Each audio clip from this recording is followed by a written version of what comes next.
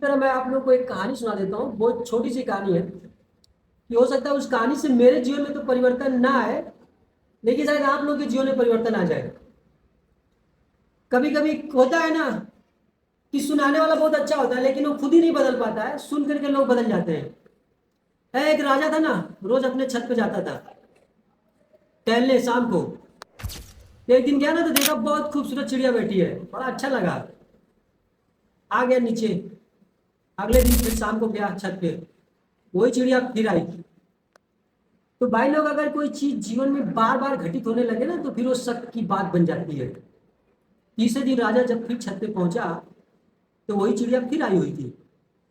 अब राजा को शक हुआ, यार ये चिड़िया रोज रोज क्यों आती है, शाम को ही क्यों आती है, और बोलती थी ना कुछ रोज आकर के चाय चाय।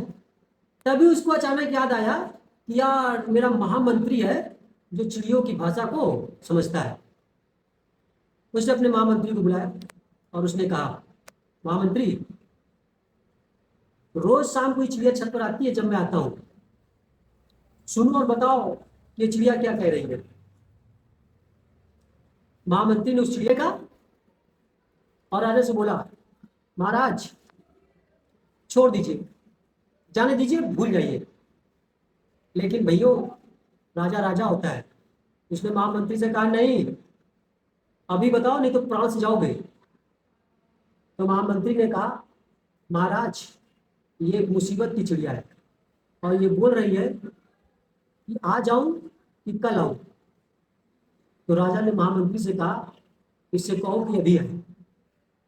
और जैसे ही महामंत्री ने कहा कि अभी आओ, और इतनी बात खत्म होते ही राजा जैसे ही सीढ़ी से अपने महल में नीचे उतरा, पता चला कि आसपास के राज्यों ने उसके ऊपर आक्रमण कर दिया है। अचानक हुए हमले में राजा हारा और भाग के जंगल चला गया। कुछ साल जंगल में गुजारने के बाद उसने फिर से सेना को संगठित किया और अपने राज्य को प्राप्त किया। लेकिन इस कहानी का सबसे बड़ा सार यह है कि उस राजा ने महामंत्री फिर उसी आदमी को बनाया जो उसका महामंत्री था। तो महामंत्री ने एक दिन राजा से पूछा कि महाराज, आप चाहते तो चिड़िया को कल भी बुला सकते थे, आपने तुरंत क्यों बुलाया। तो राजा ने उत्तर दिया, मंत्री, उस वक्त मैं जवान था, मैं मुसीबतों से लड़ सकता था। आज देखो मैं बूढ़ा हो गया हूं, अगर आज मैं इस चिड़िया को बुलाता तो मैं अपनी मुसीबतों से कैसे लड़ता।